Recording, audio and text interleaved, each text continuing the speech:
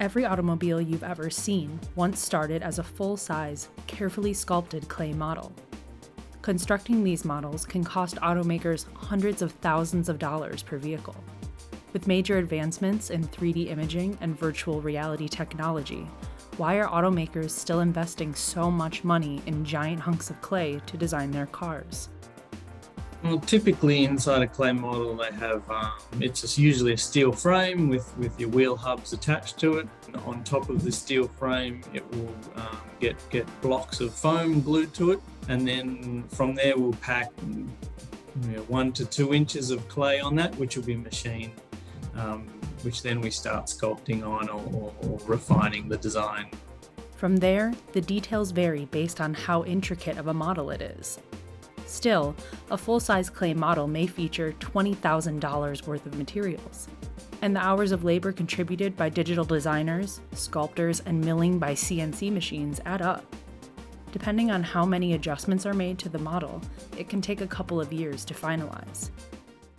The origins of clay modeling can be traced back to General Motors in the 1930s.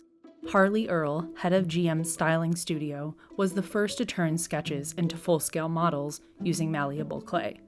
It changed the industry by how much it simplified and sped up the design process.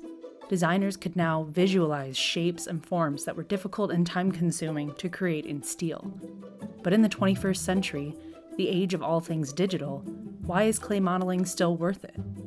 As much as you can do on a screen, digitally, mathematically, it's still in essence a 2D image. And so at some point in the process, very early on, we need a 3D image that we can see, we can touch, and we can evaluate proportion. It's very difficult to evaluate proportions of a car on a screen. And the thing is with a 3D model, you can't lie, there's no cheating. It is what it is. What you see on the tube or on the screen, it might look great, even in VR, for example.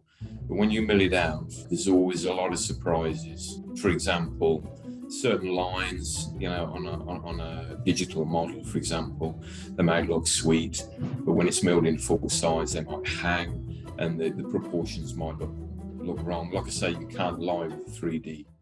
Clay models can also be useful for aerodynamic testing. In the wind tunnels, where engineers evaluate a car's drag, or how easily it passes through the air around it, they're the perfect time-saving tool. Well, ultimately, you need to lower the drag coefficient, particularly in an electric car. The lower figure, the better, obviously, because it's more efficient. And the thing is with a wind tunnel, it's very expensive to rent per hour. It's thousands of dollars sometimes. So we do work on a clay model in the wind tunnel, so we can quickly implement changes, because time is money, basically. And although we have computer models for aerodynamics, we still need to double check just so you can be 100% sure. Perhaps most importantly, what clay models reveal that digital imaging doesn't is what the vehicle will look like in natural light. One of the crucial tests is taking it outside, where designers can see what the car will look like where it will actually be driving. It's here that they can see how the sun bounces off of its curves and whether it looks like they imagined or just plain wrong. This doesn't mean clay models are an ancient design method that hasn't changed. Decades ago, when the entire model had to be developed by hand, it could take weeks upon weeks to create a model to begin working with and testing. Today, with CNC machines and data-driven systems, a detailed model can be milled overnight for sculptors to begin working on. Just like the entire car industry, it's evolved to be faster. In our design process too, we make many variants quickly in digital data, and quickly review in VR every single week.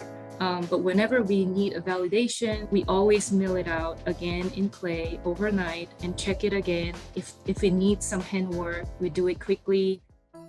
Despite how much quicker computers have made carving whole cars out, there's still an area where human modelers have the advantage: finesse. Sometimes, a detail on a car's body may need to be changed as little as a millimeter.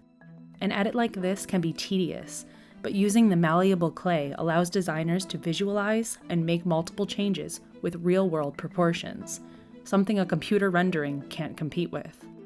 Even if digital technology continues to make car design less labor-intensive, only clay models finished by human sculptors will help car companies achieve what they're aiming for.